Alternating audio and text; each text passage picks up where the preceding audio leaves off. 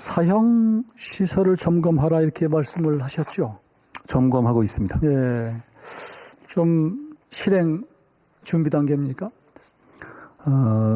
저희는 사형제도가 헌법에 합치된다는 입장을 견지하고 있고 폐지된 바가 없습니다. 그러니까 법 집행시설을 언제든 운용할 수 있게 준비하는 것은 법무부 장관의 임무라고 생각합니다. 국민 여론은 사형 집행을 해야 한다라는 여론이 지금 비등한 상태에 있습니다. 그런데 지난번에 그 7월 법사위에서 말씀하시기로는 가석방 없는 종신제 도입 검토하고 있고, 근데 문제는 사형을 집행하게 되면 EU 등과의 외교관계 등에서 어려움이 생긴다 이렇게 말씀을 하셨더라고요. 그런 점도 있고 그런 여러 가지 이유 때문에 25년간 집행을 안 해온 면은 있습니다만 그게 원천적으로 어떤 정부도 사형 집행을 하지 않겠다고 선언한 적은 없습니다. 인권, 피해자 인권도 인권이기 때문에 하여튼 뭐 그동안 정부들이 고민을 해온 것은 사실인데 지금 형사소송법에 따른 법무부 장관 명령에 의해서 사형을 집행할 수 있는 거죠. 법무부 장관의 권한입니다. 예. 근데 시기는 판결이 확정된 날로부터 6개월 이내에 해야 된다 이렇게 되어 있더라고요. 규정은 그런데요. 네. 과거에도 한 4, 5년 이상 지난 이후에 집행한 경우가 많이 있습니다. 일반적으로는 그건 훈시 규정으로 보는 것 같습니다. 그렇습니까? 집행을 할 수 있다가 아니라 하해야 한다고 되어 있기 때문에 사실은 지금 너무 사형제, 그러니까 우리 사법부 또 검찰 당국 이런 것이 국민들 또 이 흉악범죄자들한테 조롱거리가 되는 상황이 돼서는 안 된다. 물론 조금 전에도 답변하실 때 엄벌주의나 필벌주의가 꼭 효과가 있다고 보기는 어렵지만 그러나 너무 또 이 사법이 우리 국민들이 볼 때 정말 희화가 돼서는 안 되겠다는 생각을 합니다. 지금 미국 같은 경우도 일부 주에서는 사형제를 하고 있죠. 예, 미국, 일본, 싱가포르, 대만, 중국 등이 하고 있습니다. 그래서 저는 지금쯤 한 번쯤 이렇게 단호한 우리 이 정부의 입장을 좀 보일 필요가 있지 않을까 그런 생각을 하는데 물론 법무부 장관께서도 여러 가지 고민을 하고 계시는 걸 알고 있지만 워낙 이 범죄가 흉포화되기 때문에 국민들이 너무 불안하기 때문에 한 번쯤 좀 깊이 생각을 하셔서 지금 사형수가 몇 명입니까? 현재 군사법원 사형수까지 포함해서 지금 현재 생존자 59명입니다.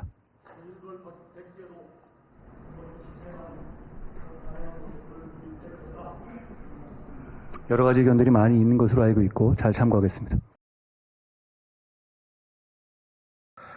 저는 요새 굉장히 뜨거운 사형제 그리고 가석방 없는 종신형 제도에 대한 입장을 우리 법무부 장관과 법제처에 질의하도록 하겠습니다. 대한민국이 아름다운 나라, 뭐 금수강산 해외 나가보면 그렇지 않은 것 같기도 합니다.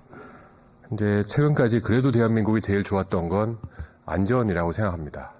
밤늦게 혼자 걸어가도 괜찮은 나라, 웬만한 국가 중에 대한민국이 유일했다고 저는 생각합니다. 그런 것들이 지금 많이 깨지고 있고 하루가 다르게 칼부림이 일어나고 있습니다. 서로가 서로를 두려워하고 있고요. 엘리베이터에서 낯선 사람이 들어오면 닫힌 버튼을 누르기에 바쁜 우리 대한민국이 되어버렸습니다. 우리가 이 치안 강국을 지키지 못하면 우리 후배들과 자손들에게 정말 큰 죄를 질 거라고 생각합니다. 그런 차원에서 많은 여론이 지금 사형제에 대한 부활과 또 그것에 대해 실질적인 대안으로서 가석방 없는 종신형을 외치고 있습니다. 한동훈 장관님, 최근 그 사형 집행시설 점검을 지시하셨고 뉴스에 나기도 했습니다.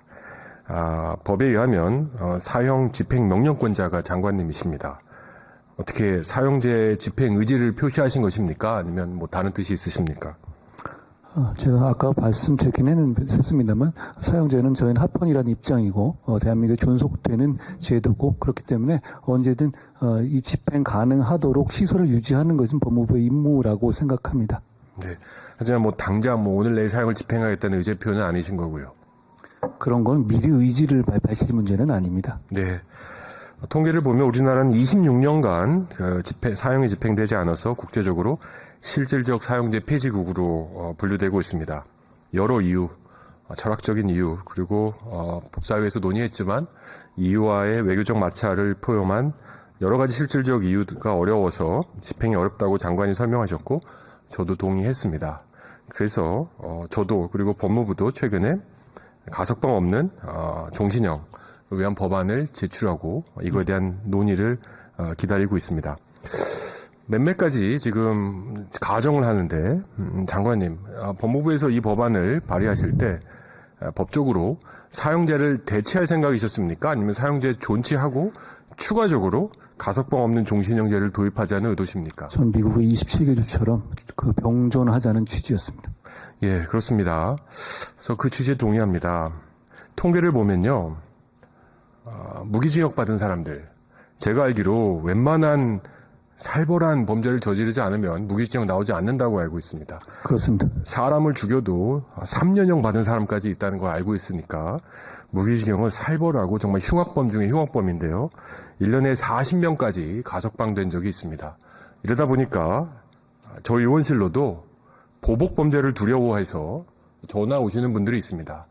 나를 가해했던 사람이 다음 달 풀려나는데 두려워서 못 자겠다. 왜 내가 이민 갈 준비를 해야 되는지 모르겠다. 뭐 이런 분들이 전화하시는 분들, 저는 누구의 인권이 더 중요한가?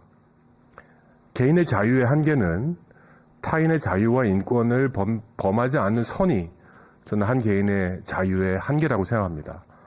이런 무기징역을 받은 분들은 타인의 자유와 인권을 심각하게 훼손한 분이고 이분들의 인권에 대한 보호도 중요하지만 피해자의 인권 보호가 더 중요하다는 입장입니다. 그래서 저는 가석방 없는 종신형이 반드시 필요하다고 생각합니다. 이런 와중에 제가 질의를 하게 된 이유는 바로 법원행정처에서 최근에 국회로 보내신 의견서입니다. 사실상 반대에 가까운 신중 검토 의견서를 보내셨고요. 수백 개의 기사가 났습니다. 가석방 없는 무기징역 중단, 급물살, 중단되나, 법원 실질적 반대, 뭐 이런 기사들 우리 법원행정처장님 읽어보셨죠? 네, 법원행정처장입니다. 네, 의견서를 내셨습니다. 사실상 반대에 가까운 신중 검토 의견서를 냈다는 기사 동의하십니까? 아니면은 뭐 오보입니까? 저희들의 의견서에 담았던 취지와 정확하게 부합하지 않는다라고 저는 생각하고 있고요. 그러면 네. 찬성하십니까? 법원행정처도? 그럼 이제 제 질의 여기서 끝내면 됩니다. 저희들은 하여간 이거는 그 법원행정처의 그 부분에 대한 기본 입장은 국회 입법 정책적 사항이라는 겁니다. 저희들이 법원의 독자적인 이유를 내어서 반대할 특별한 이유나 근거는 없다는 것이 저희들의 기본 입장입니다. 저는 그럼에도 불구하고 이 여러 가지 그 의견서를 제가 꼼꼼히 읽어봤습니다. 제가 특정 법안에 대해서 이렇게 의견서를 한 줄 한 줄 읽어본 적도 많지 않았던 것 같은데요. 굉장히 많은 단서를 다졌고 여기서 제가 세 가지만 짚고 넘어가고 싶은데 한 가지가 우연성이 있을 수 있다는 얘기를 하셨습니다.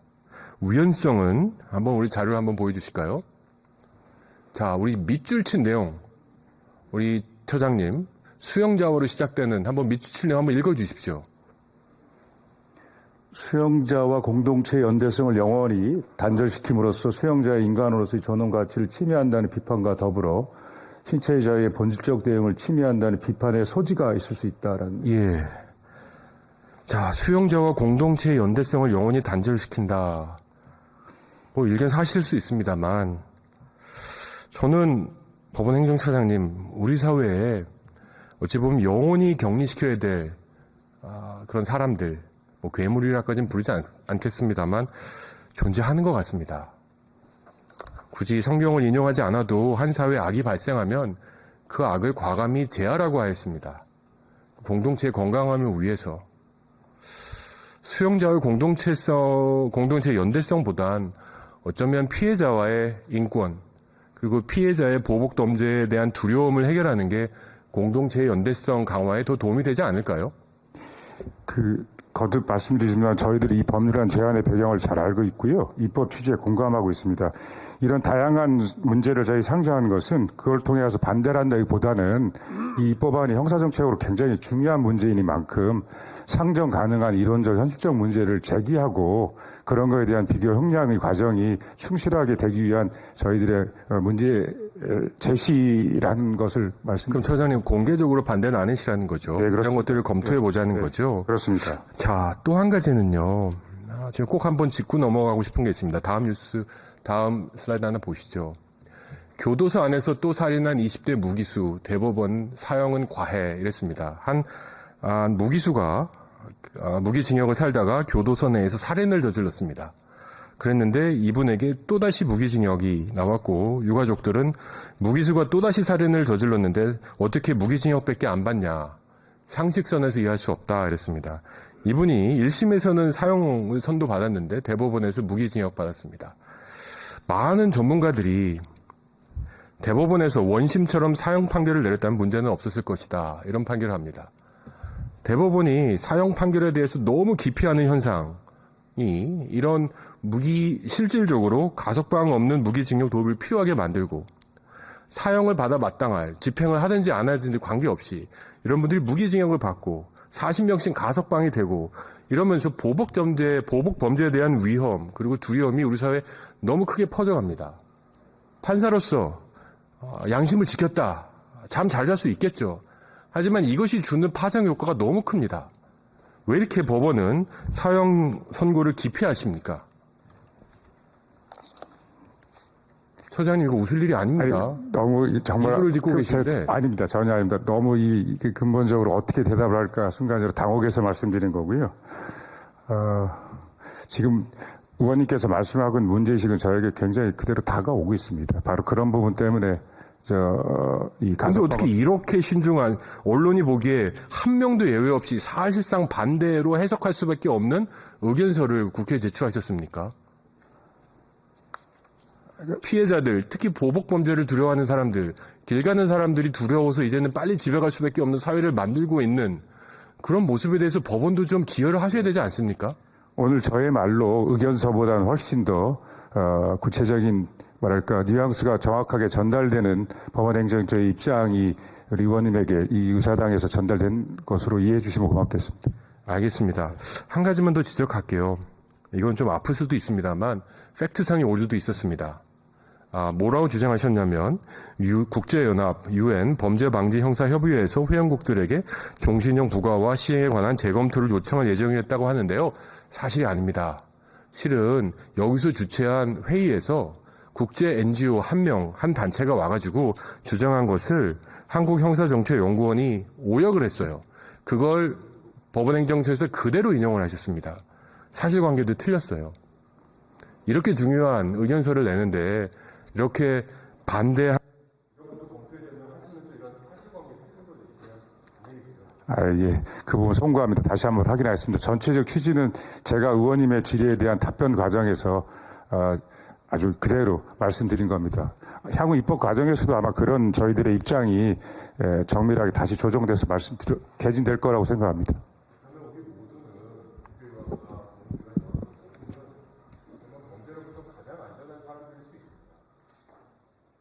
걱정하면서 사시는 분들은 아닐 수도 있습니다.